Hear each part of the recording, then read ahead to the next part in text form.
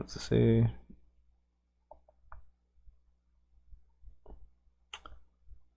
It says it's up. Should be up. Well, it's not. Let's have a peek. Let's have a peek. Whoopsie. Whoopsie, whoopsie. Video unavailable. Says video unavailable? Yeah. No, it's up. Stupid. You have to click the new link. I snee now. Alright. Hi, everybody. Hello, everybody. Sorry Hello. for the wait. Are welcome we to up? the... Are we up? Yeah, we're up. Welcome to the Gquuuuuux discussion. The worst show on television. The show that's Special never episode. on time. My name's Nico Bain. Reading chat tonight because I don't have chat available on my screen for some ungodly reason, as Ukrainian Zugak, and our guest of honor, the great, the mighty, the man who... Thank you. You're making me feel all warm and cuddly. The man who will run for president, the man who will be your king. No kings, not until this guy shows up. The man who will be assassinated cruelly and coldly on live television. It's ZombieCom, the love of my life. Thank you. Thank That's that's a really nice intro, and I appreciate that. But I am kind of interested to hear what you guys have to say about the episode, and I guess the episodes. How many episodes have you missed now? Is it just 10 and 11? Yeah, 10, 11. Yeah. Well, let's hear it, Zugak. The man, he needs to speak. For a long time I've been hot and cold on this show. And overall I'm still basically cold on it. But there's good parts. There's good parts in the episodes as per usual. But I don't know. This couple of episodes, I just watched the 2 episodes. This couple of episodes, while I was watching them, I thought to myself, this kind of has like movie pacing. And then it was sort of an experiment. I mean, we've talked about this, but like, it was interesting to think about it in a way of like, oh, this is like, this show was made knowing it was going to be 12 episodes, obviously, and you can feel it. And maybe a lot of the qualms I have with it really are coming down to like the short length and how it does feel like things are just kind of, they kind of moved too fast. Even though I do think they paced themselves very nicely, but like, yeah. It made me appreciate the whole, like, the 50 episodes Tomino usually gets, or 50 to 30 or so. The length is too short, and it goes by too fast. Where have we heard this before, Nico? Well, your mom has never said that. She says exactly the opposite every single time I see her. But, Well, your you can mom, long pause before you can figure out how to correct your sentence to obfuscate. Bad response. Me and Zombie. So far into the locker room talk, guys, we've got an episode to discuss. To review, even. Yeah. Yeah, but what do you guys? Let's hear it. Let's hear it. Comprehend. All right. What did you think? I guess because you guys are so disorganized today, I'll go first. I said my piece. I said what I do and don't like. Shut up. Whatever. There's a lot of things that really strike me about this episode in particular. It really does feel like, like they wanted to have this great moment of like all these chance occurrences and like things kind of going in a direction maybe people didn't expect. And then like fucking Amaro, just gonna show up. he's back, guys. He's back. I don't know, like I that's don't the believe like it. the I real don't think it is wrong, but go ahead. the real enjoyable part of this show, which I think you guys should acknowledge, is what it's going for and why people like shows like these in general, is the like, oh my god, Char is back, he's there, He's back, guys. It kind of element to it, and um, I don't know. It really like is leaning hard into that. It is. Um, It's definitely like kind of gearing up to I'll be a yeah. super orgasm of Gundam fanfiction. Yes, yeah, exactly. Like it's such a like this it is just kind of a fan service and kind of thing where like people just want to see Char again or whatever. They want to see the Gundam RX 89 or whatever it's called. Yes, sir. Um coming through and like coming through like a magic portal or whatever. I had a lot of thoughts about this episode. I actually think that this episode is one of the most interesting ones. Um, Hmm. like the beginning. What I really don't like about this show, and what I don't like about a lot of shows in general, is the more that you focus on these MacGuffins and all this space magic or whatever, the more that like all of the characters, all of that the reason all of the characters behave and interact with the world is for these um, these totally made up magic Yeah. things, the less you get like the actual like the human thrust of whatever is going on, the emotions. And I was really annoyed when the episode started for that reason, because I really just don't care about the magic space goo that's gonna bring evil Amuro into the world or whatever. Evil Amuro. Um, but that's like the kind of show that it is. Yeah. It's also a shame because um, I do feel like focusing on like, dude, it's Char, dude, it's Amuro.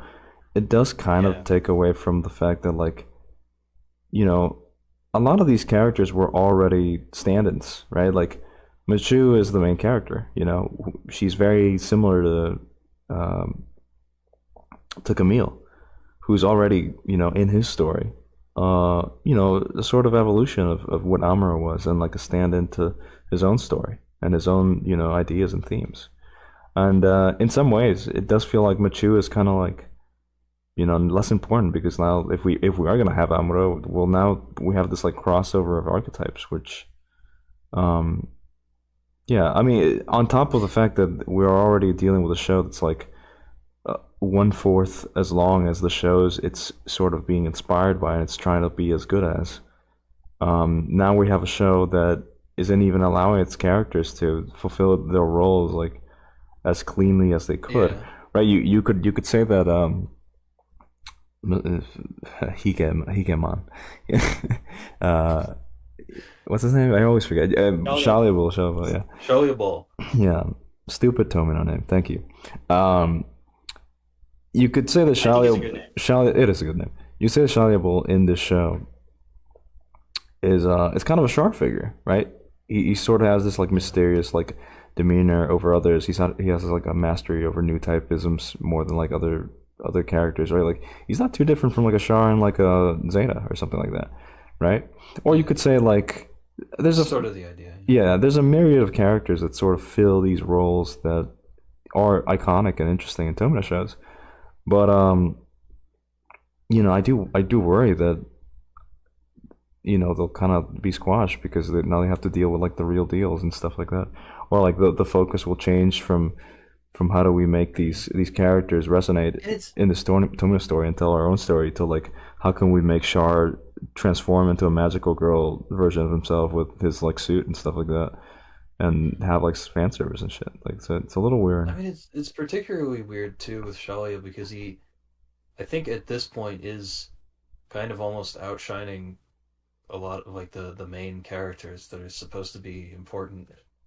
Like I mean I he's definitely like developed beyond Shuji at this point Yeah, definitely. in terms of like being interesting and having things going on. Shuji's like weirdly not significant, right? Which is saying a I lot mean because it's something that I've like talked to you before, but I feel like every character in this is like written like their Char. Like like Char is like within First Gundam, he's like weirdly an aberration insofar as like he's weirdly overly special compared to every other character, and like has to talk to himself a lot because he's he's on the opposing military force, so Yeah. there isn't an enormous amount of time dedicated to like all the characters that he hypothetically could bounce off of. So he basically just has underlings and the Zabi family to talk to, and he's guarded around all of them. So he basically just talks to himself constantly, and it's like more animatic. It's more like speaking directly to the audience, of course, and it's and there's like techniques associated with that where it's like he is a really fun character. He's like an eye-catching character that's like easy to latch onto, and a lot of people watch Gundam just to see Char. And Yeah. I think to an extent, a lot of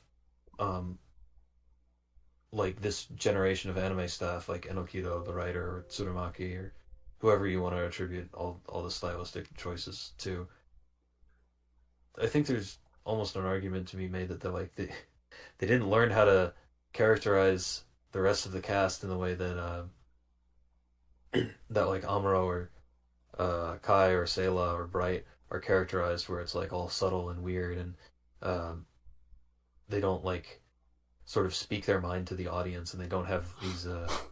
kind of gimmicky aspects where like I mean even Shuji just like not being here for like a huge chunk of the show ultimately is like reminiscent of Char, but in a way that's like so much less functional because Char just disappears from First Gundam, but it's great because all the other characters are really interesting, and it forces you to like stop over focusing on Char because he is like obviously like like in a certain sense he's like basically the center of the universe, if not for He's an easy character to like he encounters latch onto. Amuro and Lala, and these are people that like prove to be more capable than him in ways that are like He's also like the first character you see, amount. right? Yeah. Which I think is significant. Char in First Gundam, yeah. No? No, that's incorrect. Oh well, he does enter the colony. Like the first thing you see is like the Zaku's entering the colony. No, am I wrong? That's only in Gquuuuuux. That's a change in Gquuuuuux. What the fuck? What's the first? What's the first scene of First Gundam? It's the three Zaku's, but Yeah. it's Slender, Denim, and Jean. And Oh, Char's not in there. among them. Oh, because he's like spying And and shit. then the dude uses the binoculars, sees Frau, and then she goes into Amuro's house, and then you meet Amuro, and then it like moves over to the white base and introduces a bunch of the characters there, and then it finally gets to the Musai with Char on it. Okay. Thank you, Grok, for the information. Fuck you, Grok couldn't do that. I'm joking. You know Grok couldn't do that. I just used you as Grok, is what I'm saying. You're better than Grok, though. Good job. Yeah. Zombie Con. Well, I think you've illustrated what I'm talking about in a nice way, but that isn't really what caught my attention in the episode. Actually, I think like there's lots of really like great decisions in this episode, like Nian just deciding to shoot Cecilia because she felt kind of uncertain, and then she runs away with the G-Fred or whatever. There's like lots of nice touches in this episode that make all the character interactions like feel more real. And at the very least, and I actually do think that Machu and Nyan got like a nice moment in this episode where it's clear that they're so much younger than everybody else that they don't understand as much what's going on. That Nyan says like in a way that really did feel legitimate. Like what did you? She says like, what did you expect? Like I don't know how it wound up this way. What else could I do?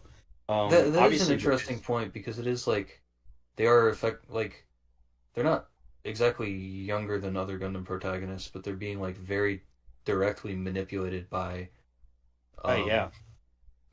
people with like a lot of power with a lot of malicious intention in a way that is kind of uncommon for I guess most of Gundam. I guess the only exception to this would probably be Gquuuuuux, if you consider like Quest and Hathaway to be on that Yeah, level. it is very much. This episode really did remind me a lot of Gyakusha no Shore, Oh yeah. because of Well, because of things like that. for a Like couple of reasons. the two main characters are fighting over a boy.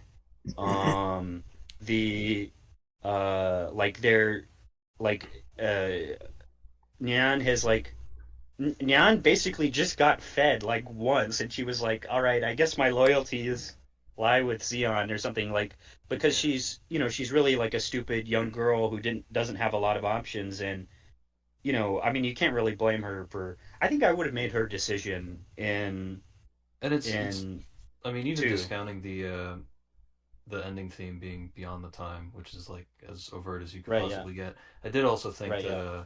Char quickly grabbing Machu and then taking her down the shaft is like I think it's like a deliberate parallel to him grabbing Quest in the one scene in Gyak. That's probably true. Hmm. Actually, hmm. I I like that the something I was thinking about. It kind of goes back to the point of the older characters. The older characters kind of outshining the new ones. I feel like one of the things that stuck to my mind while I was watching this episode was I kind of like that Kishilia is more of a character. Um, but that's just the case for like all the old characters that really like Kishilia wasn't really a character before, but now she kind of has become one in a strange way because of Nyan. She kind of has this like motherly like side to her now that we sort of see this idea that like maybe she wanted somebody like a young girl like her to attach to, and like Nyan just kind of fits what she sees in herself, or would like to impart as a mother of sorts.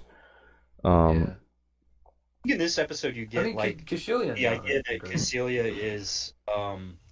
is straightforwardly manipulating Nyan because Nyan in the episode finds out that what Cecilia had told her was wrong. That she told her, like this is about freedom for new types or whatever.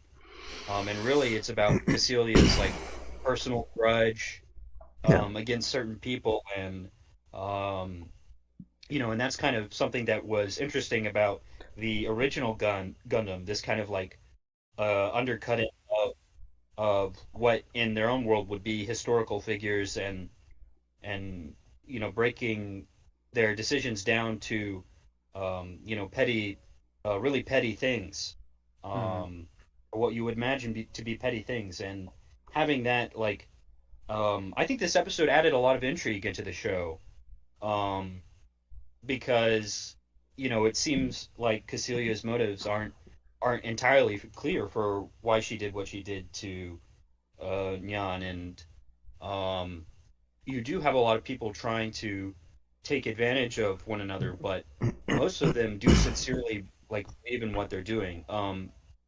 I think that the changing sides thing too, like that's something that was always a large part of Tomino's work. Um, Hmm. I don't think that I don't think that it's like being represented in a way that feels accurate or anything like that. But it's still interesting to have Shalia, uh, you know, quickly switch sides, um, to the point that he's gunning for Cecilia. Um, well, Charlie so yeah, I don't know. always I kind do of think this episode was one of the more interesting ones. Charlie always kind of had that Char aspect to him, where like there's obviously like other goals he's sort of It like does feel a secretly little too planning to. similar, doesn't it? Yeah, What's up? I said it does feel a little too similar, doesn't it? Yeah, yeah. But again, it's just that they're sort of invoking archetypes and stuff, which is very common in basically all of Gundam at this point. I wanted to mention too. Type in particular do you think What's up? they're they're trying to draw upon in Shalia's character? Well, he's definitely trying to. Well, I feel like they're trying to make him a sort of Char figure, right? Like he has a lot of the he fulfills a lot of the roles in the context of other characters and in the context of the show that Shar does. And He's not necessarily like someone who who is a revenger like Shar is. He has more like personal reasons for why he more like personal political reasons for why sure, he's doing what he's doing. sure, yeah. Um, Shar does too. Maybe not in the first show, but the first show he's just kind of driven by revenge. But as time goes on, he sort of becomes like a more political person. But if you compare him to like Chronicle or I guess who's like the Shar of like who is the Shar of Zeta and Double Zeta? I guess in Zeta it's just Shar. Lemmy, Oh, it's Glemmy. You'd say it's Glemmy? I don't know if sorta. it's Glemmy. I don't I mean, I mean, Glemmy was literally supposed to, or I forget how it went exactly, but Char was supposed to come back in the end of Double Zeta, and then a bunch of that was shelved and put into Gap Char, if I recall correctly, which I know. might not. But Hmm. Glemmy is like he's like an unofficial heir, and has like the entanglement with younger girls and that kind of thing. I see. Well, Getting a little into the weeds here, though. no, it's okay. It's okay. It's that's okay. What was he saying? What was my point? Oh, I wanted to. Characters This was getting emotional. unrelated. I'm sorry. You had something to say? No, go ahead. No, it's unrelated, but I think just a nitpick that I think that they this is more like art related, like animation related. Um, I feel like Tomio, we've talked about it a lot, is really good at like depicting space or like using space to like have interesting shot composition, usually relating to Mm-hmm. like the just like alternating um a relatively normal shot, so it's like anti-gravity, so you see it from like different angles. Yeah. And I feel like this show's been pretty good at that overall. But this episode, especially in the fight between Machu and Nyan, it did make me kind of feel like I don't know if the shots of the cockpits were just like they were trying to make him really dynamic, but it I think maybe it just sort of felt kind of pin-uppy at the same time. Mm. Which like it's not bad, but like it does kind of feel less. It lacks a sense of space in the same way that like just being really I can focused see that, yeah. on kind of and kind of strict about like how you depict a cockpit allows you to be, you know, well not cockpit, but just like somebody inside a ship. It's just if you stick to like very rigid rules, I feel like you kind of get a better result than like these pin-uppy approaches for like Machu and Neon, like having like new type moments with each other. One new type moment out of the 500 in the episode. Um, yeah, it just I thought that the mixture of like this pin-uppy approach with the more like classical depiction of a cockpit just didn't really work very well. But that's just like a little Mm. nitpick of mine. Oh, by the way, are Yeah. you using the magma? I should put you in the magma if you're using No, it. I'm not currently. Like if I'll go through the points that don't require the magma. Yeah. Um, I guess I'll talk about some of my visual opinions then. Let me check my shit. Is it fine if I talk about episode 10? Because I had a bunch of shit to say about Yeah, no episode 10 problem. visually. I'm sort of talking about both Um, at the same time. Just this one big episode to me. Still fucking. Okay. So, like, it occurred to me while watching the fight scene with Gyan and all of the Gyan clones with the fighting the big zombs. It occurred to me like how at this point it feels like the show is like really, really, really dedicated to very accurately replicating um First Gundam's visual sense. First Gundam, but also Gundam generally as like Yasuhiko's drawing style, uh certain Itano Ichiro um drawing methods and and Tomino's directing philosophy. And it occurred to me that like initially I kind of hand waved the attention to detail and replicating that as being something that's like kind of relegated to veteran animators who want to indulge themselves and try and personally challenge themselves with like how do we reinterpret this in a modern way? Because the parts of the show that were the most like truly completely dedicated to just replicating how uh, Tomino went about directing things, how Yasuhiko went about drawing things, were obviously like the flashback episodes with Char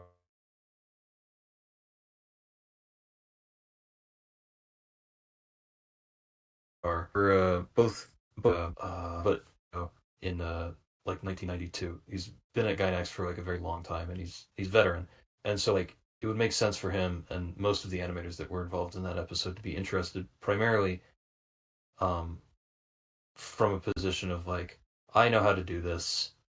Um, let's try and push it forward in some capacity. But it occurred to me now that like additionally in light of the Gensatsu Gundam and the various activities that Ano's involved himself with in like preserving and spotlighting the animation work of First Gundam, it occurs to me that like um, I wonder if like the dedication has spread outside of really old Gainax veteran staff and into the new staff that don't have experience with this kind of thing that kind of got folded in during the rebuilds movie. This is the case in like episode 10 where Nyan and the Gyan team are fighting the big Zams and all that.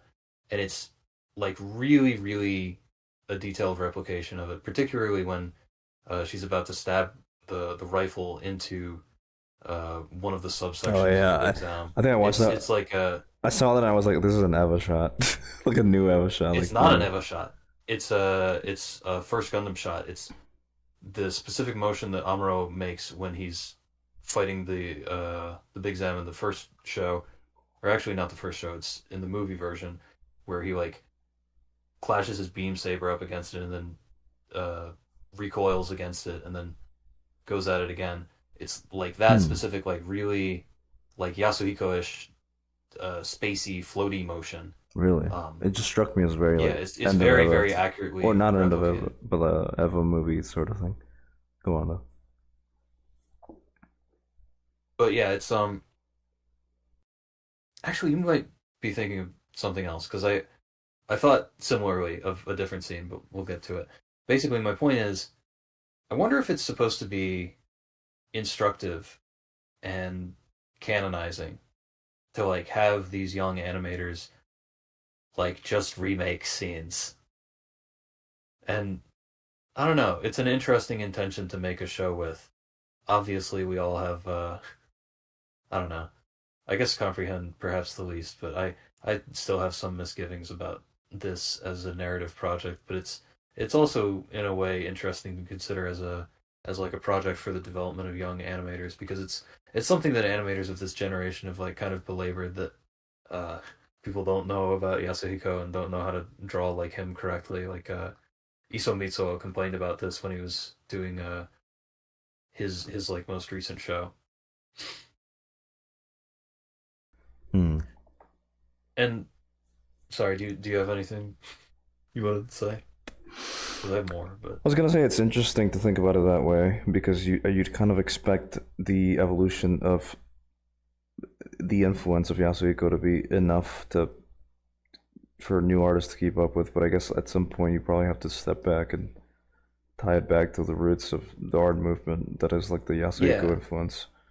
Uh, it's particularly so with this show because it's like within Gundam, like the seed of Yasuhiko is still there. The like obviously there's the studio that's headed by Kotobuki Tsukasa that was used for Gundam the Origin, and that's like it's like new Yasuhiko, but it's obviously Yasuhiko. But like broadly, Sunrise just in general has has staff that know how to draw in a way that's like very obviously like delineated from or like descended from Yasuhiko and the way that he draws. But it's been mulched together with a bunch of other trends. Like if you're to watch a modern Gundam anime, you see bits and pieces of Yasuhiko, but it's like very diluted. Um, like the robot action is like completely not similar to Yasuhiko at all. It's been basically completely overwritten by Kaneda Yoshinori's influence with like the dynamism of the posing because it's like such an immediate appeal, and also Obari Masami's uh, kind of style of robot action, which is itself like also descended from Kaneda. It's so like that aspect of Yasuhiko's drawing style is like just basically completely gone. But it's something that's like attempted to be reflected in this, which is interesting. And it's even outside of that, like the like obviously like a lot of the directing technique is descended from First Gundam and in very particular ways because like there's a certain extent to which like how to put it, Tomino likes sliding and panning a lot. Um, it's like one of the techniques that he uses the most, and it's he's really excellent when he uses it. Um, Particularly, I think I've mentioned before the application of like depicting zero gravity by just having a static cell of a character in a pose where it like looks like they're kind of swimming or something, and you just slide it across the screen, and it works functionally as like yes, that's a person in zero gravity moving in zero gravity, and it's very economically minded. But like um, it's easy to look at that in a certain way and think like, oh, well, this is just like um any kind of thing that you can do, like any kind of thing that you could do um how to put it with like a digital camera with digital tweening. This is like a part of Tomino's technique. But what I think is kind of interesting about the show is that like Tomino never like this is only in terms of like lateral movement. Tomino likes sliding things across the screen in a way that like doesn't um isn't doesn't have anything to do with perspective, and more specifically, he doesn't slide things around the screen in order to simulate things going forward or backwards. Instead, he uses zooms to sort of semiotically say, okay, this is moving forward or this is moving backwards in relation to where the camera is, even though all we're doing is just zooming, and you can see that the background.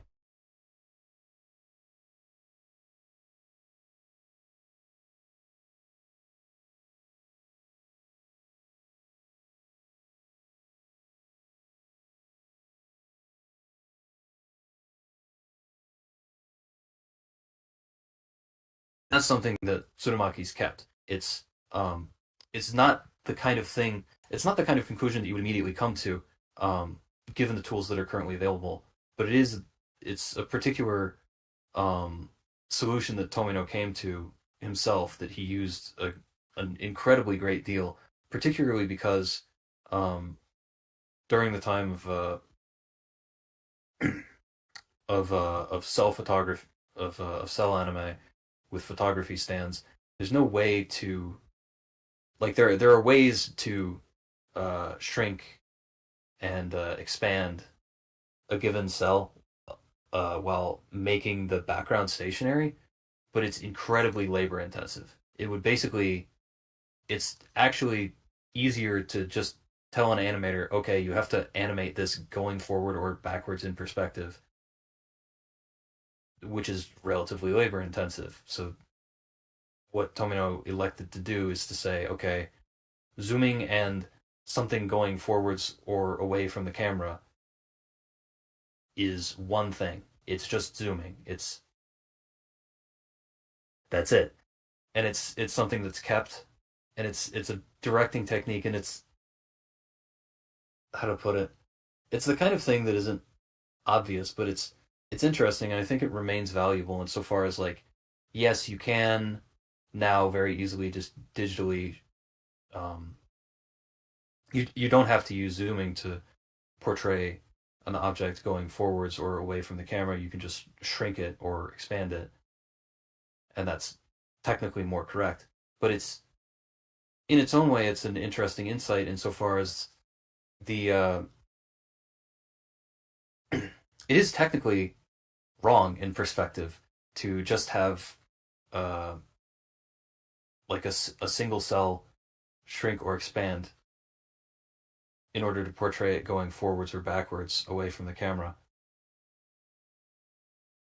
Because obviously, like, if the head is oriented more near the camera, then it's going to get bigger at a greater rate than the rest of the body as it goes further towards the camera, which would then have to be animated.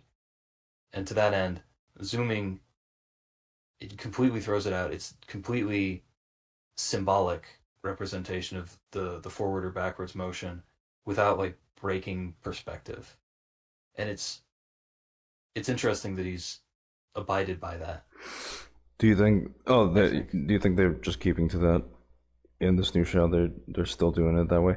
That being said, like, even I feel like in many of the fight scenes, like a lot of people complain about how static the fight scenes often are, but I like it because it portrays things in this way that's conscious of, like, economical, how laborious something is. Yeah. I think, yeah, for the fight scenes, I really don't have much to say either. Let's say, what do I have to say about the fight scenes? I thought they were great. Thank you, Xavi. No, I think Shalia Bull's fight scenes are, like, all the best ones, actually. Really, these very, like, I feel like Shalia Bull has gotten some very, like, Itano-esque. Yeah. It's very. I mean, yeah, I suppose it is like the continued evolution of Itano's technique, because he did eventually stop drawing quite as much and started dedicating himself to CG, which I don't like that much. But it is interesting to look at. I do wish it was drawn instead of being CG, but it has the hecticness of Itano and, like, the interesting kind of shapes that are created there with the coordination of, like, all of the all range attacks and how the beams crisscross on top of each other. I feel like the fights we've had are sort of fluffy so far. Again, I don't think I've mentioned this, but, like, this is basically the lead up to the final episode, and I do expect them to kind of try to wow us just by nature of how these directors kind of operate, Tsurumaki and Itano, and just by the nature of how you want these kind of shows to end. Do you think the next episode is the end of the show? It is the final episode, yes. Yeah. Whoa. It's a quick one, and I feel like it's a lot of my qualms with it have sort of been defined by its shortness, I think. A bit, yeah. I guess, I mean, even if it ends next episode, I think I'm gonna walk away from the show thinking, well, it wasn't all that interesting, just because, I don't know, there's not much left to do, I guess. Yeah. That being said, so far I feel like the fights haven't been particularly interesting. The fights between Niana and her squad and the Big Zams, it was fine. It felt really fast though. It was nice to see some, like, Itanoisms, but it feels like it. I do feel like the Shaolin Bull fights have, like, a natural attractiveness to them, but I also feel like Shaolin Bull's, like, mech just sort of leads himself to it. Like, I think he has a very interesting designed mech. Just, like, it's visually interesting to watch it move. It's kind of unique and, like, it feels new. It feels new in its idea of what a mech can be. So every episode he's in is nice, even if it does devolve into just, like, Itanoisms with CJ, which are kind of I don't think it. I wouldn't say that it's devolving. I wouldn't say that I've seen this kind of technique probably anywhere else. CG Itano? Not this variation of CG Itano. I think is like pretty new Hmm. I don't know. Maybe I didn't appreciate because it it a lot. you It feels like CG Itano is like one of the defaults of current CG like mech stuff. So I'm not particularly interested in it. That being said, maybe my palette of CG. seen recent CG mech Yeah, stuff? that's what I was saying. Maybe my palette of CG mech stuff Yeah. isn't as developed.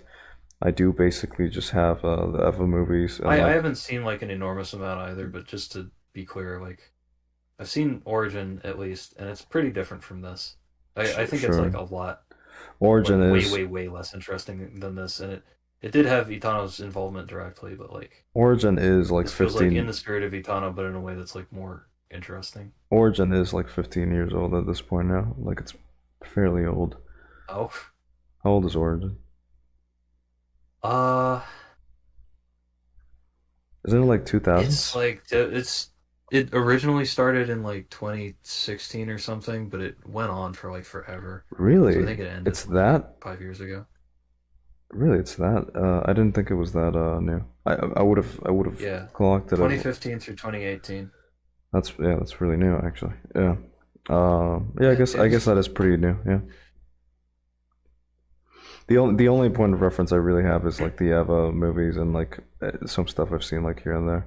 And but all Mhm. of these kind of to me struck me as being like okay, they're just trying to like do autonomisms with mechs, and even if they're not like particularly trying to specifically homage Atano and stuff like that, it does feel like it defaults to really fast, like I almost want to say annoying, sort of like fight directing choreography, um, which is kind of an autonomism, though I wouldn't consider Atano's stuff annoying. The original WebGen animator Itano I don't think kills WebGen so. guys are annoying. I think they're okay. Maybe I they think are. they're great. Maybe they are a little annoying. Actually, I don't know.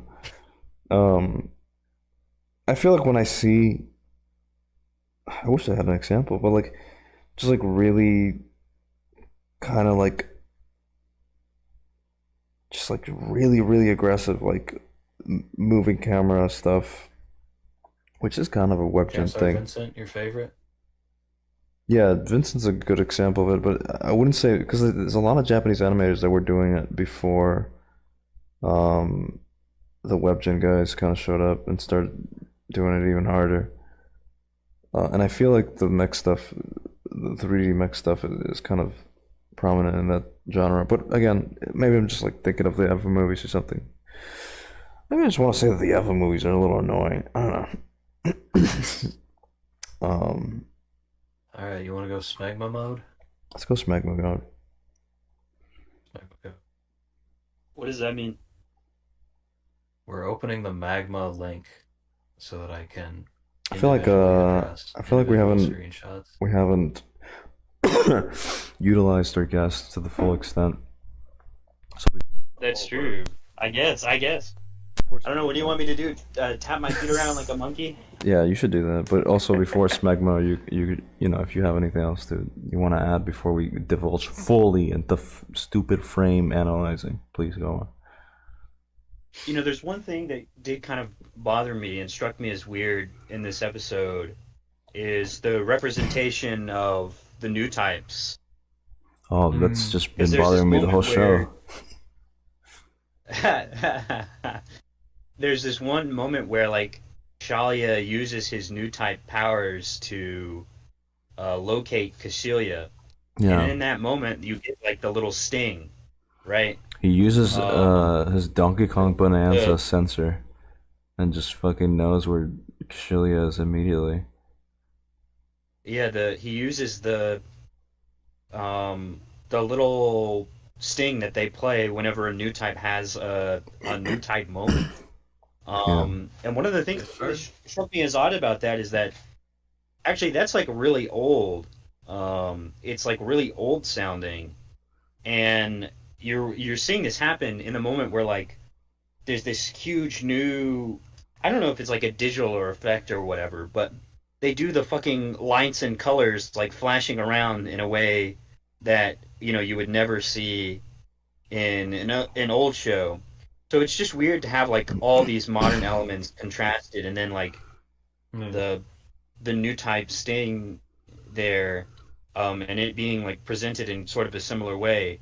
And the thing is like, and new types in Gundam are like, it's like way more conservative, of a representation of like what that would be or what that would be like. It's not like necessarily a new idea. There's even a reference to, like some kind of spiritual enlightenment in Gundam, and that, this idea of like being a spiritually heightened person or being a psychically heightened person, is not like a new idea or anything.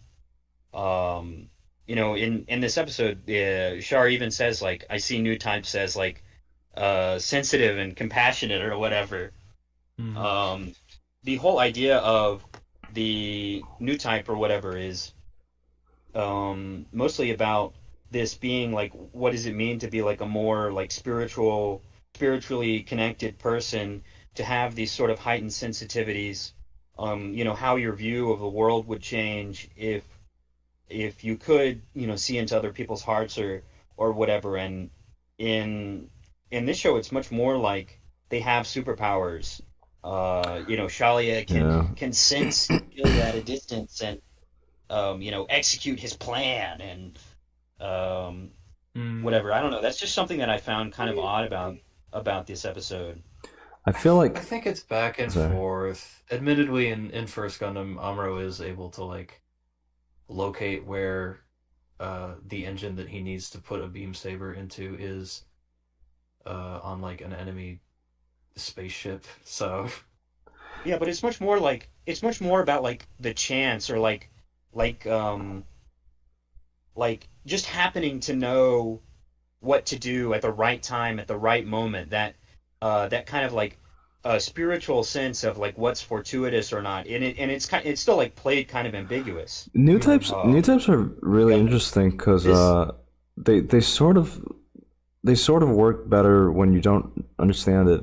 I do think even Tomino himself struggles with it, because it does strike me that like new types were basically just done really well in the first Gundam, right? Even on Zeta and Double Zeta, you're essentially dealing with like it becoming some weird like ghost realm / psychic superpowers.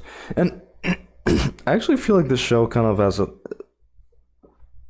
the show kind of like willingly steps into the realm of like, okay, new types after Zeta, they're just kind of magical psychic freaks, right?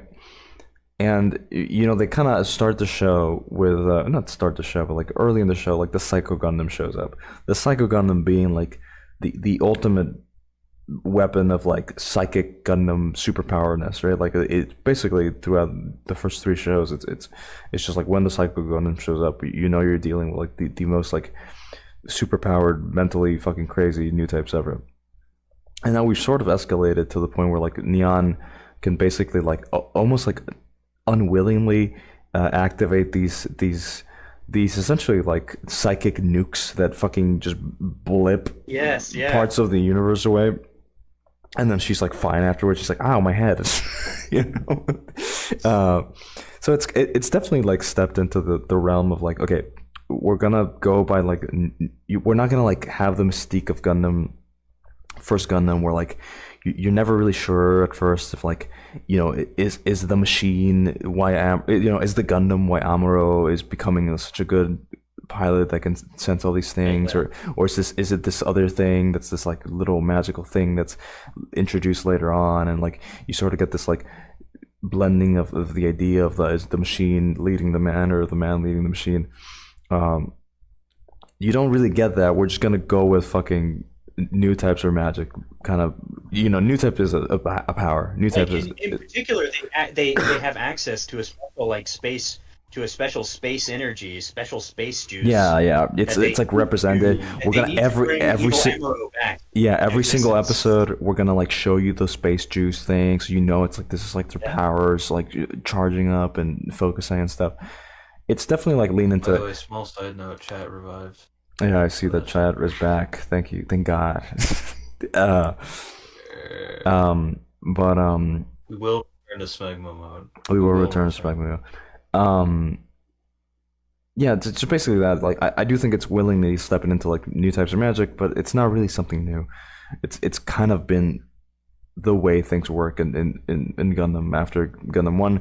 In Zeta, you get fucking Camille fucking seeing the ghost of Four, just like we see the ghost of Shuji here. You just see ghosts. But like there's always a in the older shows, especially in the first Gundam show, there's always this like ambiguous part aspect of their abilities, which is basically dependent on chance, whether they meet the right person and have the right insight or whatever. Yeah, And in this show, it's just like they use they're just like espers. They use yeah, their they're basically powers. experts. They tap into this to the space juice, and you know it's like important, bro. Yeah, But there's even more commentary on like the new type identity or whatever, bro. yeah. I Um, just I think Shallot my was like, main I just problem wanted with a world where the new types could live as new types. And I was like, what is that? I don't know if that means anything when you're just like secret espers that can do cool shit with very specific machines sometimes. right? They're not like highly sensitive, intelligent people who happen to have like a strange amount of like spiritual energy and access to other people or whatever. were they It's not always like a all weird, intelligent? ambiguous idea. Not intelligent, but they're I remember definitely Yazan like was intelligent. Amuro is pretty intelligent. But like I think the Said They're idea, Yazan. intelligent. They're intelligent. They're intelligent in the sense that are they have like more awareness about certain things and are able they're to perceive emotionally them in a intelligent. way that they understand or whatever, right? Like Emotionally they're not intelligent. intelligent in the sense uh of like IQ or whatever. They have like a different kind of intelligence or whatever. Yeah. You kind of do get Normal sold. intelligence normally that we would associate with people who are highly intuitive and sensitive. You do Like kind in of real life. you do kind of get sold the idea that new types are sort of like mentally in a different space than others, even in such subtle ways too. Like just because Amuro is a strange kid, right? Like throughout the show, he does things where you're like, why the fuck? Why are you doing this, Amuro? Like what? He's a strange kid. He doesn't fit in very well. He's sort of like out of place. Then he meets Lala, and Lala is also very strange. You know, she's very strange in her own unique ways. Um, and like Char, obviously, I mean, you, the original show, I read that Char wasn't a new type, and this was something that I talked with Zugak when I watched the show. I was like, I'm not sure if Char was a new type, but obviously later on he's very much a new type. Yeah. Um, but again, I think he's like a late bloomer, and yeah, I mean, I don't know. I think he's like a late new type. I It's 100% supposed to be the idea. I would 100% believe the idea that like the just the meaning of new type changed for basically everybody who worked on the show, from being this very very thin, delicate thing to as we stated, like becoming some sort of power. Like it be it becomes cool to be a new type when at some point, and it's not just I this think like that's experiment. the basic tension for like every Gundam series after First Gundam is the idea that like new type theory got corrupted and it's been like co-opted by the military into being this power, but like Sure. and it's something that like all of the characters have trouble like reconnecting back to, is this kind of optimism about it that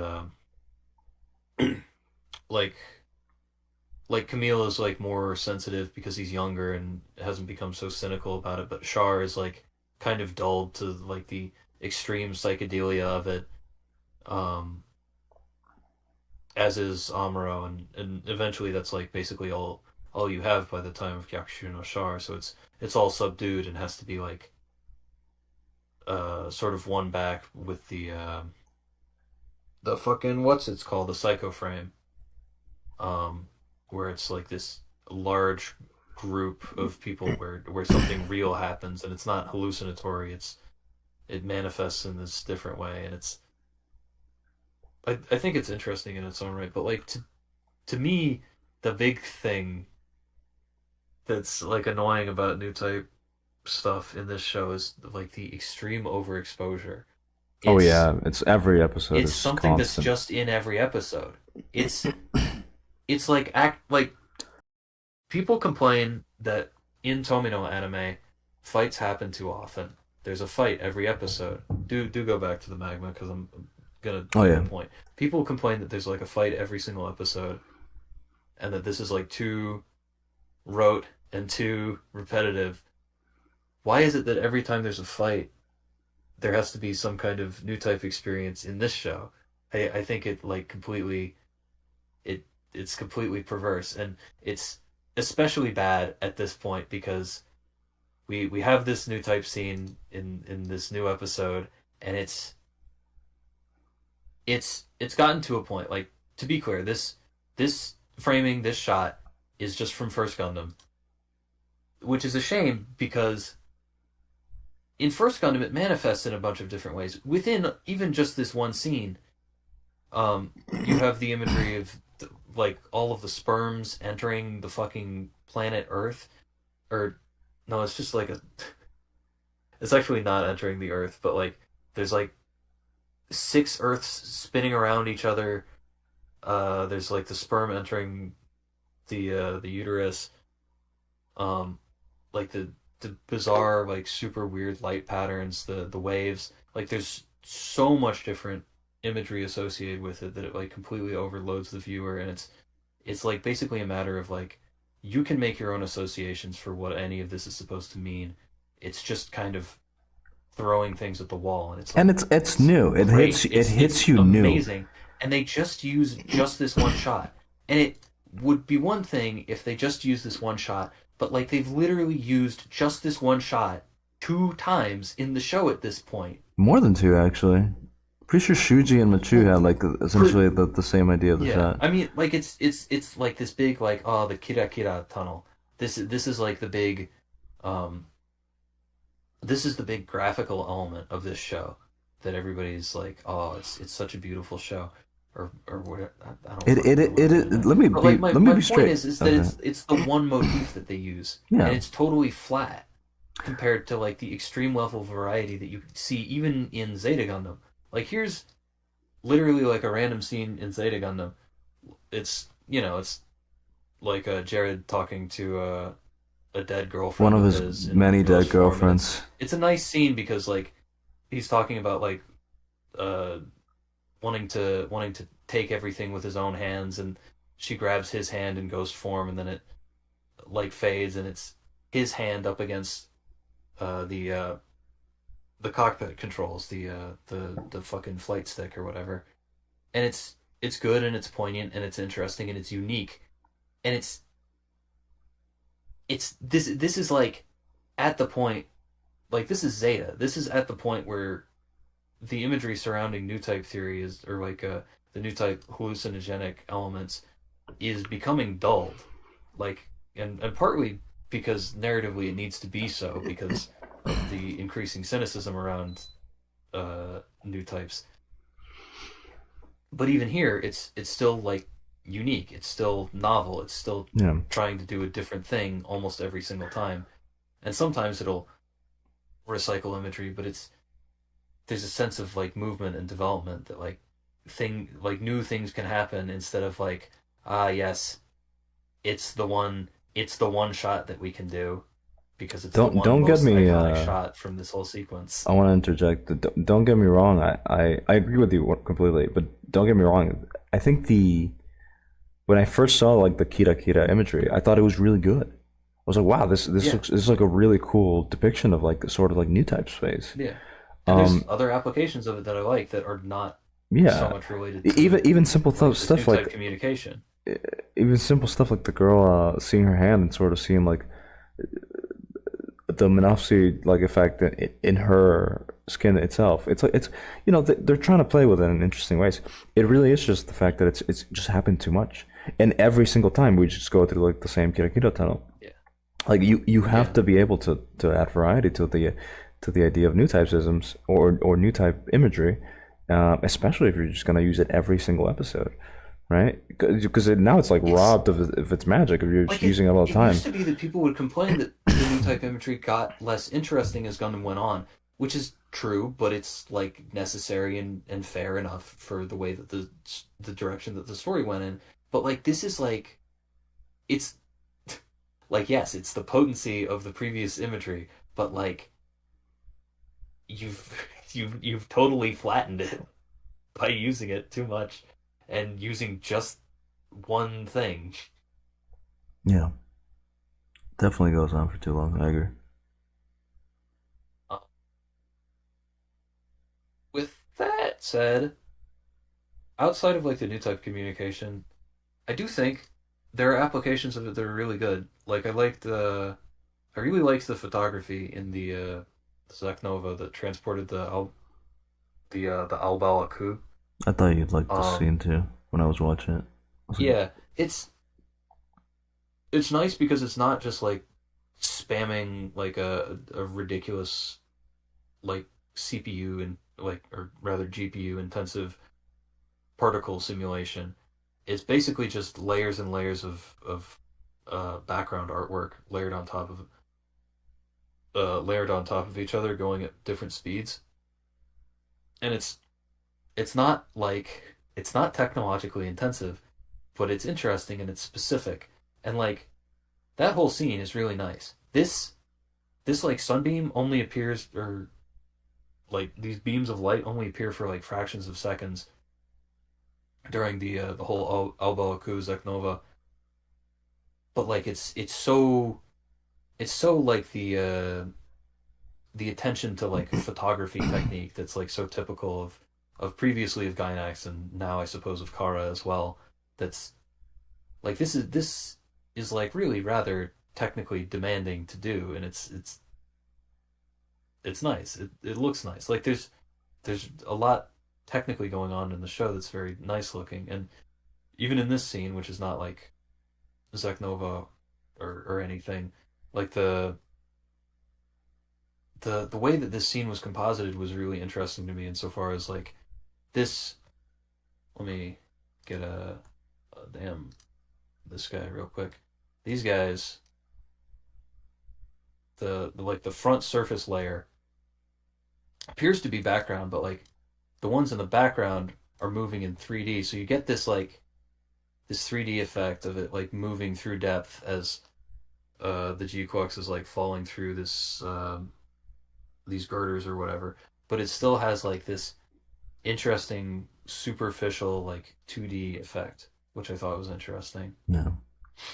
And so there's like interesting photography stuff like that, which I wanted to make note of. Which is why it's a shame that like the thing is like the CG fights I can handle. It's fine. I would prefer them to be drawn. But like the new type scenes being as humdrumly repetitive and as boring as they are is like so baffling to me, because there are a decent number of visual choices that are really good in the show. But it's just commonly not all there. I do wonder, the show's not done yet. It's almost done. I wonder how this will be remembered, because I do think that obviously like Dragon Dentist, surely. I like Dragon Which Dentist. Is to say it won't. but I guess that's a good point, because it is in fact CG not very in remembered. this show is much better than Dragon Dentist. Yeah. Yes. You're right. You're correct. You're simply correct. I would agree. I really thought I wouldn't like this show based on the fact that It had all the CG. robots are CG. They're not always CG. They're not all CG. They're No, they're not CG a lot of the time, but they're not always. Yeah. They're We CG most of the time. We actually had some good. Even this, I might not say is not correct, but whatever. we had some good There's like any amount of CG is too much CG. yeah, but we That's had my a opinion. Correct. we had a really good like face, like robot face, kind of like classic 80s GIF you see posted everywhere. Sort of little animation done this episode that was very appreciated by me. But continue, Zombie. Sorry. That's pretty much my point. I feel like the show has done enough paying for its sins, I guess, because there's interesting elements, and I don't even mind the CG fights all that much. I don't think it's the worst thing ever. The worst thing Um, ever is how they I don't know. directed It's new fight tolerable. It's scenes. tolerable. They're definitely not. I feel like they're not that distracting, all things considered. So that is very I good. think the CG fight scenes are interesting. Yeah. I would love for someone who's really good at drawing to steal the way that they're directed and then draw them. If only That's my there were, personal opinion. if only there was some sort of avenue where we could have these fights happen very often. Some sort of sport, perhaps. Some sort of sport. I was gonna come in Put 'em in a saying, show "Clan about battlers, clan we battles. lost. We lost." They literally Oh go. wait, This Nico, this ain't you no should have clan played the battle. fucking. You should have played the fucking. It's a clan match. You should have played that. I should have. You're right. There's literally a scene where somebody tells Machu, this ain't no clan battles anymore, little girl. The clan battles are over, and I start crying. No, please, say it isn't so. We still got one episode, please. Cassilia walks into stage. Final clan battle: Evil Amro and Amro versus Shar and Machu.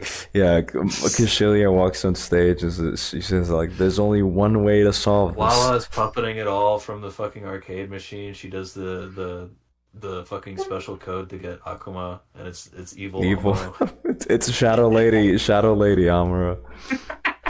It's true. It's true. There's only The one Gundam gets way like to a solve drill. this.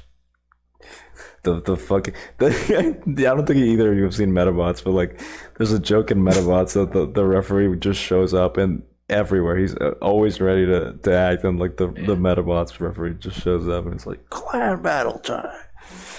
It would be great. Of course. More directing notes, Please. so that we don't stay up until we're fucking dead. All right. In the beginning of episode 10, there was a nice thing with eye contact, where basically the entire scene was directed by eye contact. Everywhere that the camera went was somewhere that the direction of where the characters were looking was directed by.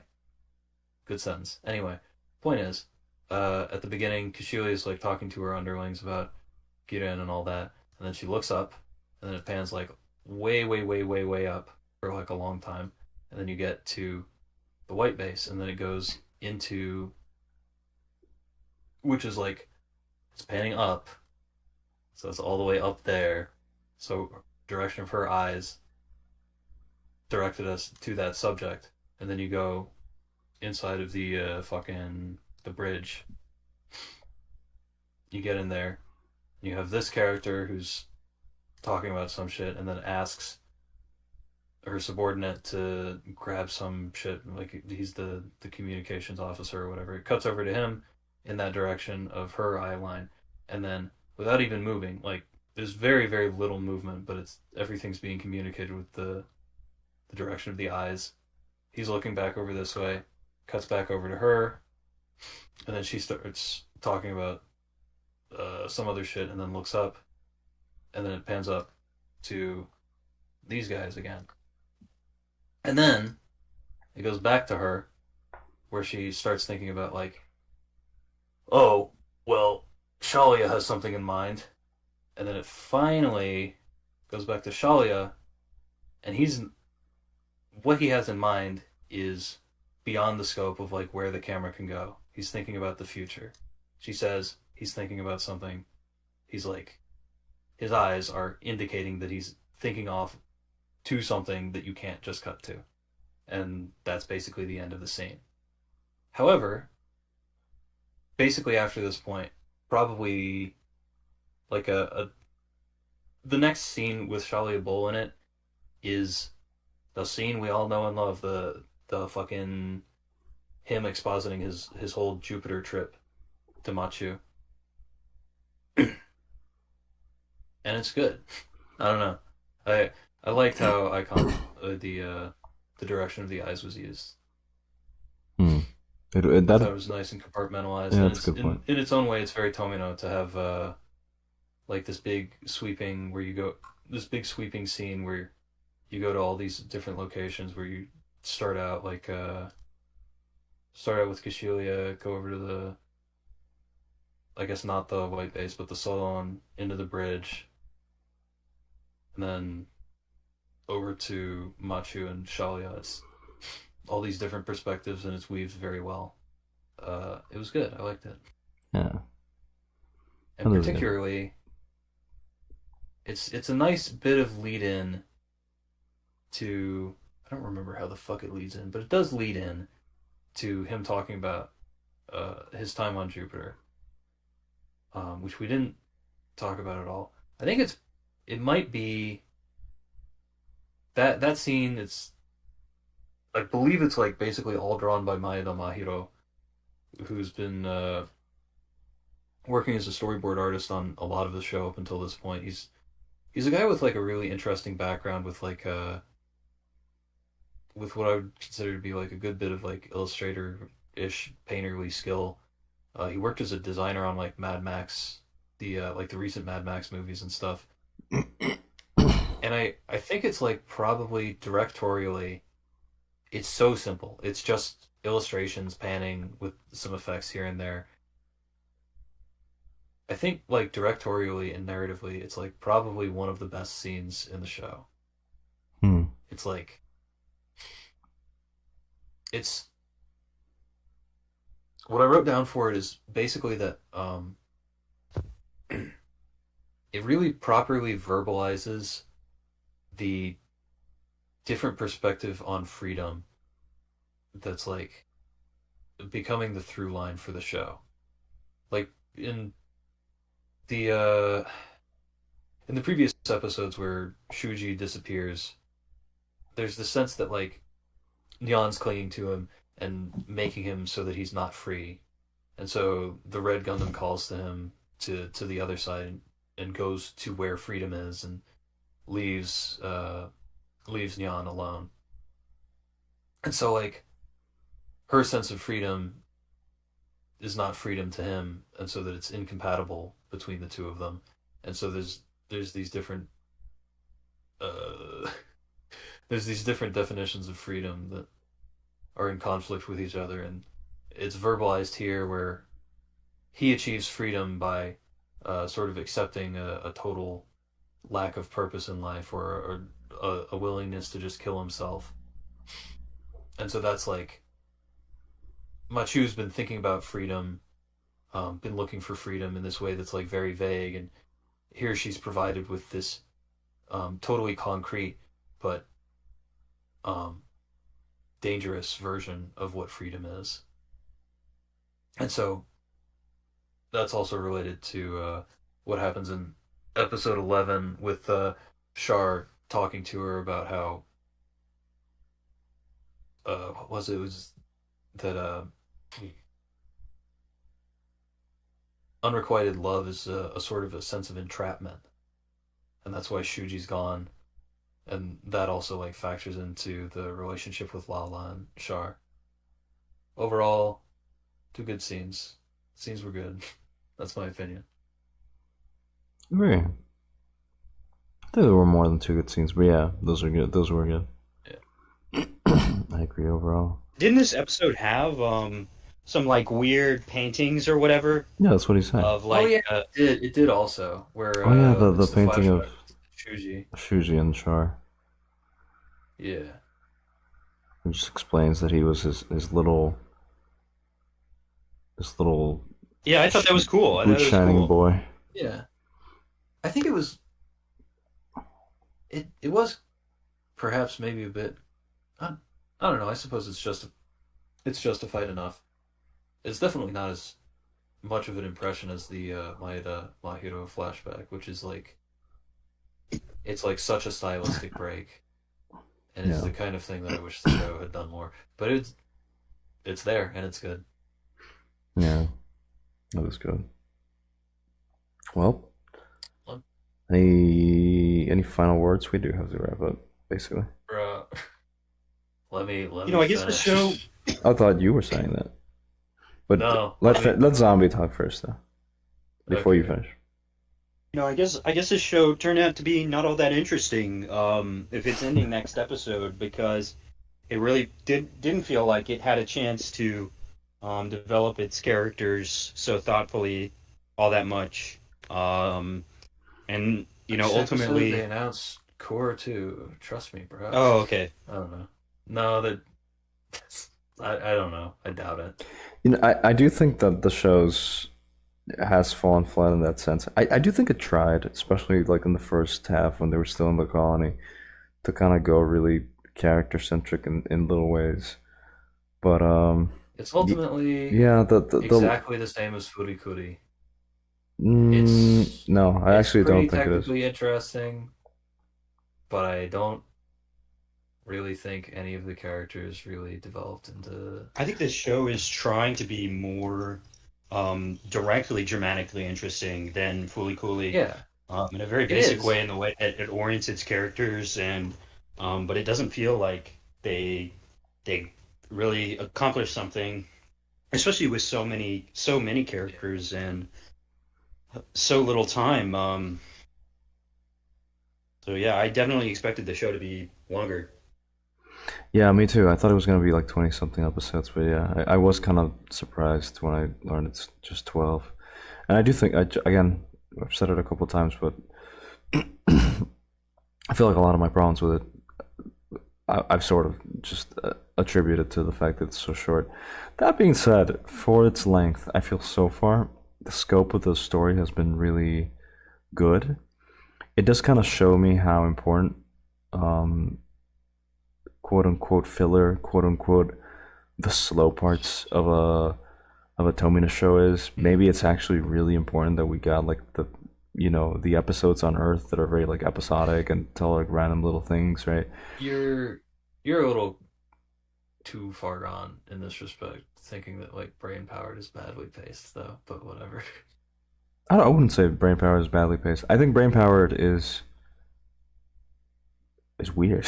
It's just a weird Basically, never show. Brain think about Power's pacing Kino. It is. ever, It Brain is. Power's honestly. great. It is Kino, but I also think that like oh, no, no, that's true. I did say that like I do think I would have liked Brain Power being longer. I did say that. Um, I'd say that's a conversation. That's a pretty long conversation. That of like how Tomino paces things that are shorter. I think he does kind of pace them differently, especially after seeing Turn A. It goes back to being a long show. But yeah, I do think this isn't as interesting as Brain Powered. I would say Brain Powered boils down into experimental, I'd say. But it's just because the scope of that show is even bigger than the scope. Um, Yeah, and I like it's Brain Powered really way more than new. this show for It's sure. always interested in introducing new things to you in this great scope. So like, it does feel fucking breakneck speed in some ways. I don't know if I'd say it's badly paced. I would have still liked the being a little longer though. But maybe I don't know. Maybe if I watch it again, I'd be like, no, it's actually perfect. Just do more scenes like the Maeda Mahiro one and make it 50 episodes next time. True. Just I just guess it hire makes some sense guys who can because paint this and is make a it a fan fiction slideshow. after all. Yeah. Like it makes Um, sense. It makes sense why it would be 12 episodes. I do think it kind of has revealed its hand as a little too fan servicey this past couple episodes, especially this last one. We'll see the though. show can be saved by having a little Green Goblin in the last episode. It's true. So says It's Dr. so true. ECD He said MD it twice. twice. Yeah. It's true. Perhaps what's important to note here is that the show can be saved, and it will. It will. It must. Surely. No Gundam show that's part of the Gundam property has ever been bad, especially those that aren't by Tomino. Um, no, but I'm excited. Any final words you got? I think you were trying to say I'm something. not. I still have like two more things. God No, damn it! didn't get to it. You All were the right, one saying we were gonna go to sleep I too late, gave all the. You were talking. bitch. All right, I gave all this praise with respect to it boiling down the the fucking mess, the miasma on top of modern Gundam that incorporates Kaneda, Obari, and Macross into this fucking slew where it's just like totally incoherent and not pure in the way that Tomino is. But like they're using like the Dazaki bouquets whenever like Machu runs into Char and she's like, "Oh, this guy smells a certain way." And you get the bouquets. These Well, guys, it's because these Char little is like well known, world renowned uh, Ikemen. You know, you gotta have it. these camera lens effects. But like that's like a Dazakiism. So why are we including it? I guess it's just because like Even they're Tomino, making it they're doing it like multiple times. Tomino doesn't do bouquets. well, he doesn't do bokehs, but he does do Dazakiisms at times. Yeah, but this is yeah, but Tomino's point is it The feels point is, too Dazakiism is much like too an broad. homage. It feels I don't like it's in Topple Neta, it's in this shit. I kind of don't like that it's here at this point.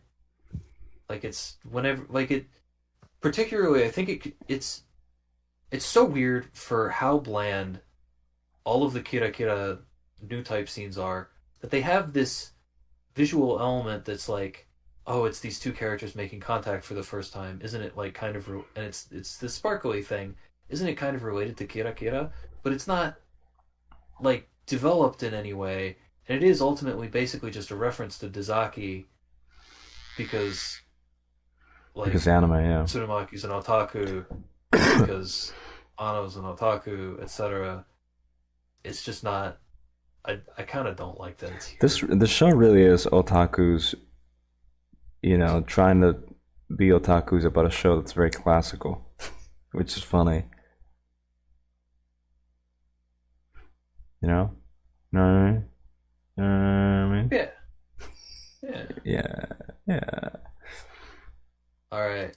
For my final miscellaneous bullshit, this shot is funny because this is, of course, as always, is a replication of a shot from Gundam, but it's funny because this is a shot that's only in the TV version of Gundam, where you can see this like long vertical shaft, and at the very bottom is the Gundam's like dead ass body just lying on the ground.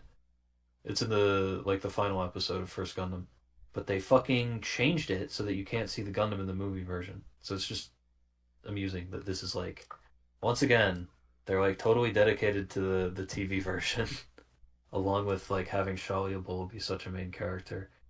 I thought this was funny. That's all. Um, this on the other hand, this is good. This is like a really good drawing of a robot. It's like weirdly carnal. It's like meaty and limp.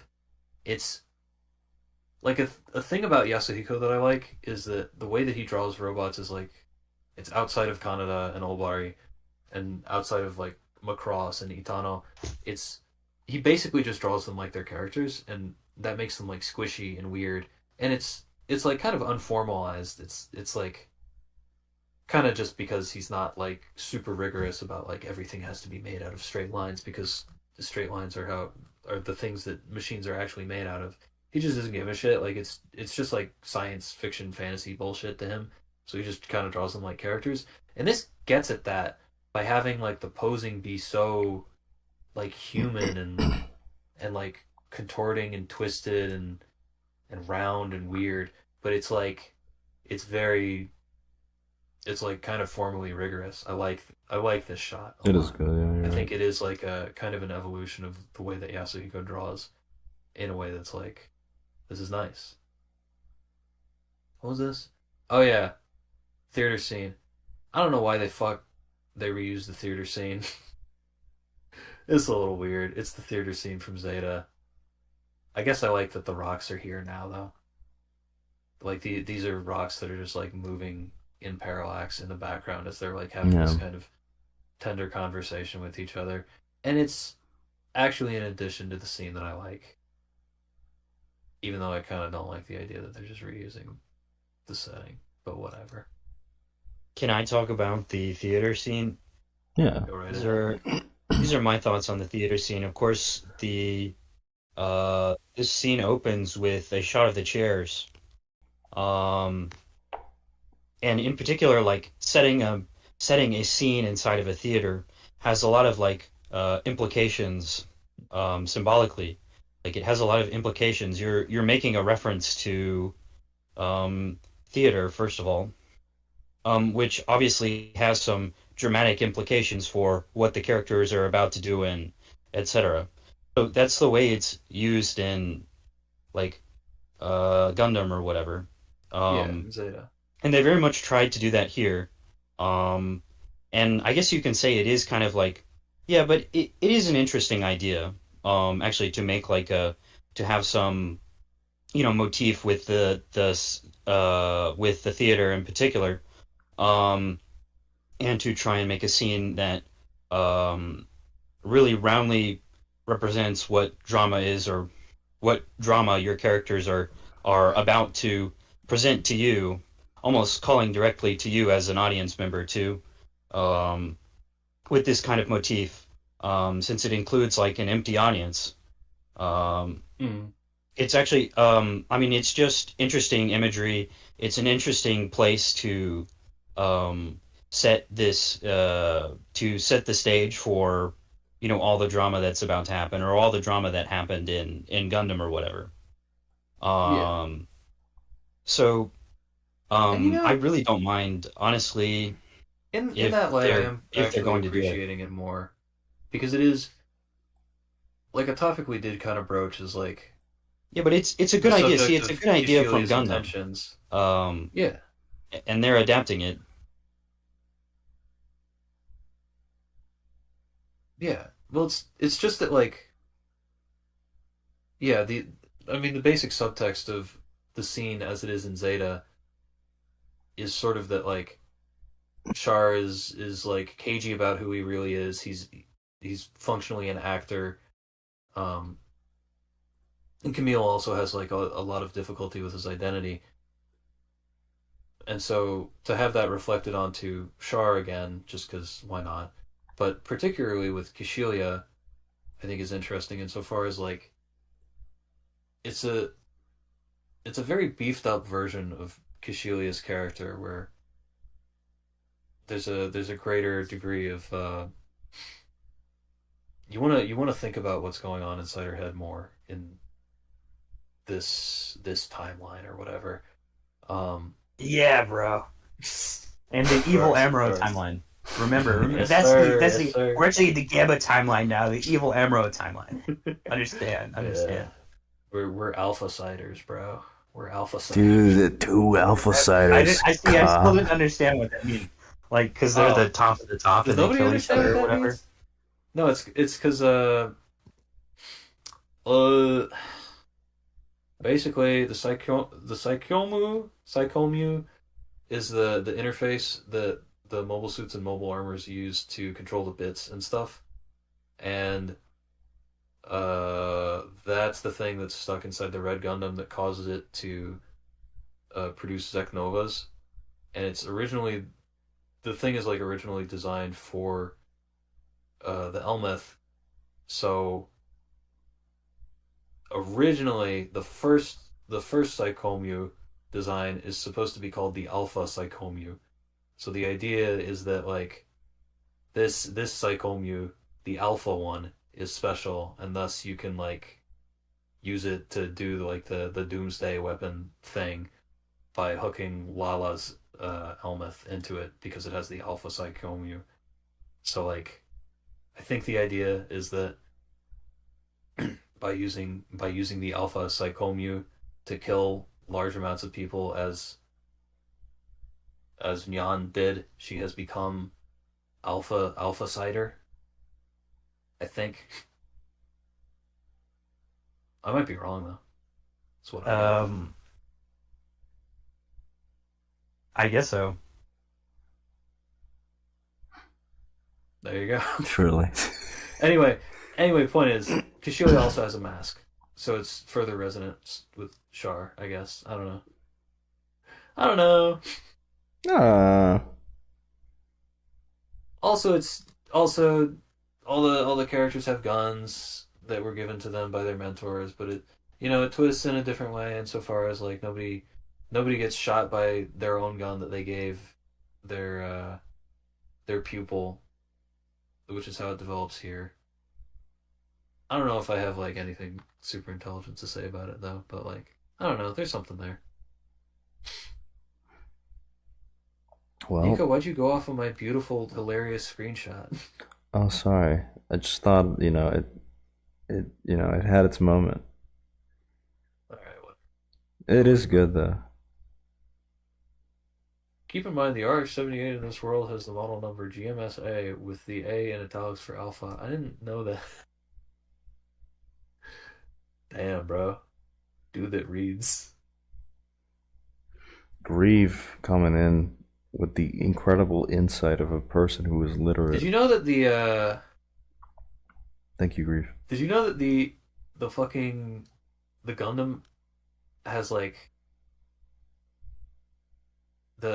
this version of the Gundam has like a backwards printing of the letters RX-78 on the underside of its foot for some reason?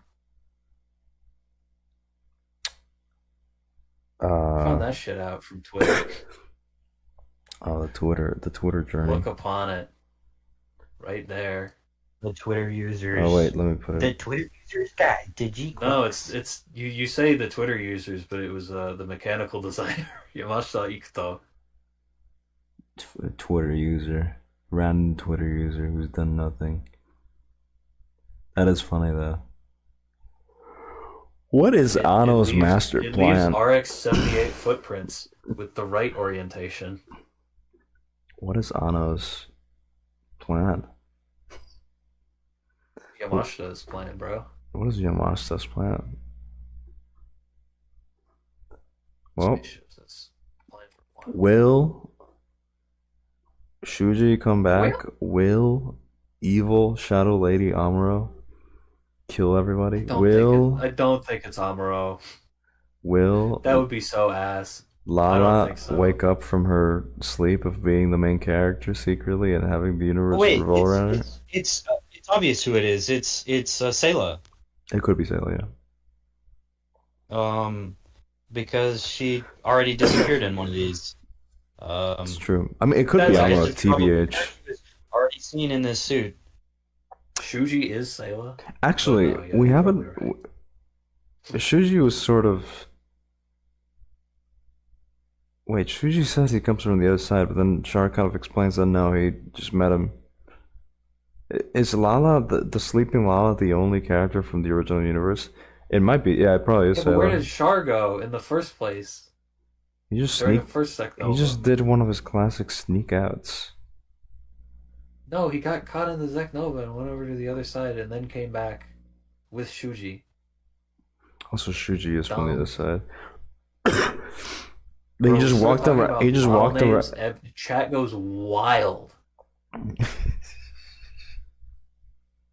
Or rather, start talking about feet and the chat goes wild. It's true.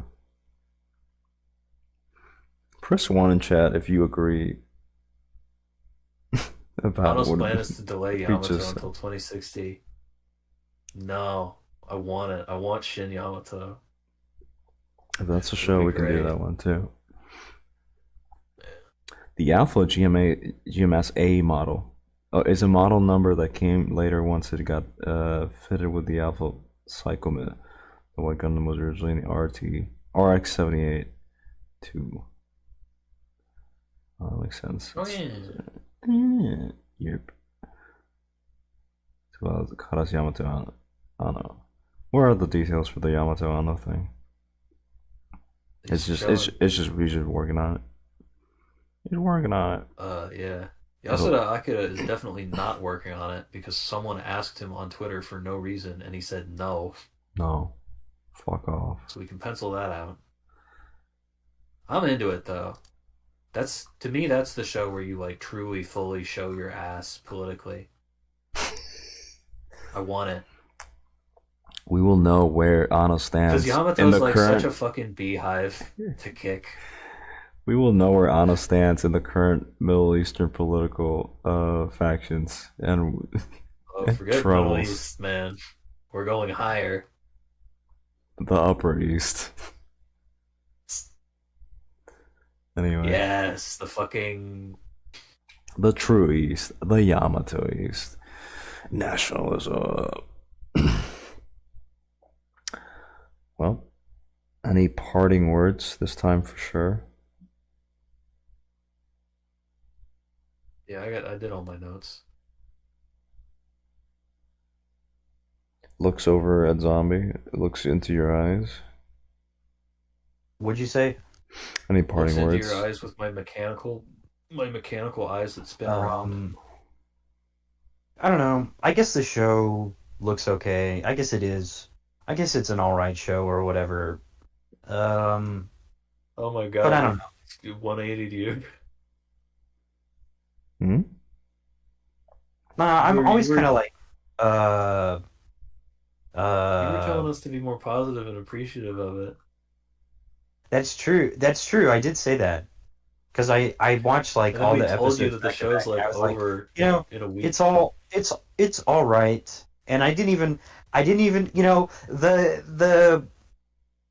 the thing like the thing about Lala recounting that she has like all knowledge of her interactions in like the other world with Amuro and Shar or whatever. That didn't even bother me all that much. Um, and it's like with all the other things in the show, it's like purely a fan work, isn't it? It's just fucking fan fiction at the end of the day, and you gotta appreciate it for what it is, because it's gonna be, like the whole point is like Amuro's gonna come back and it's gonna be like, Amber. oh yes, Amuro, he's back, and he He's has the not. evil Gundam with the green shoes now. The final scene of the show is gonna be Amuro walking through the portal, and then Machu's gonna be like on the floor, like defeated, but like victorious at the end, and Yeah. he's gonna stretch his arm And I out and was gonna say, say Gundam Team Assemble. yeah, he's gonna stretch his arm out and be like, we want you And then Machu, Judo to and join Micha us. and Yeah. Oleg and all the other guys from Double Zeta come out. Yeah, Judo and Camille stand Not like anybody from Zeta, because that'd be funnier. arms crossed behind him, like a little Uso says of like Arms crossed behind him with the Double Zeta also having its arms crossed, slowly fucking rising out of the steam. well, Machu, what do you think? Will you join us? And then it's gonna be like a preview. The whole show is like just like a preview for like Super Robot Wars, the show, or some bullshit. Gundam edition. Yes. Amazing.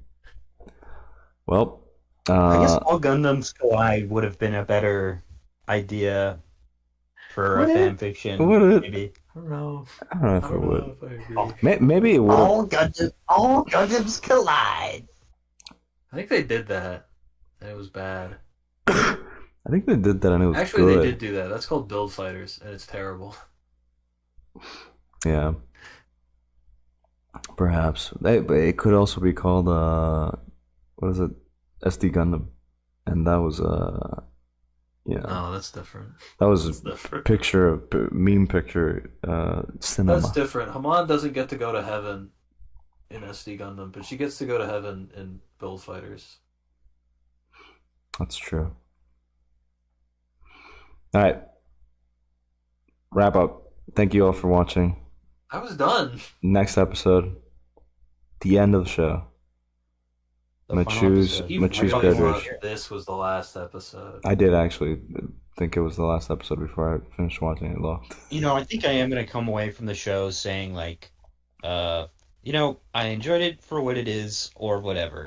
It was just kind of weird, so I guess Yeah. it's interesting. This is Yeah. like, it's, in its own way, it's fascinating because I will forever think like, this is a show that's like in its own box. Like Like, it will never be anything that I think, like, what's the best? Or, like, what's like a big landmark? Like, I will always, like, talk about anime, and then someone will remind me that this exists, and I'll be like, oh, yeah, I don't even really think of that as, like, related to anything else. And that's the truth, Like, it, Ruth. like, in the same way that I would never think, like, oh man, what's the greatest, like, anime ever? I would never I would never think, like, the Toho music video series by Iosis or whatever the fuck, because it's just, like, not in the same category in my brain. This has carved, like, a new category in my brain, and it's never coming out. It's the fanfiction they made real, really. This show's like seed freedom. It's a celebration. You will enjoy the references and iconic moments for what it is. Hype moments and aura. It's true. Please, no. All we ever needed. That's what the Kira Kira was all along. Aura.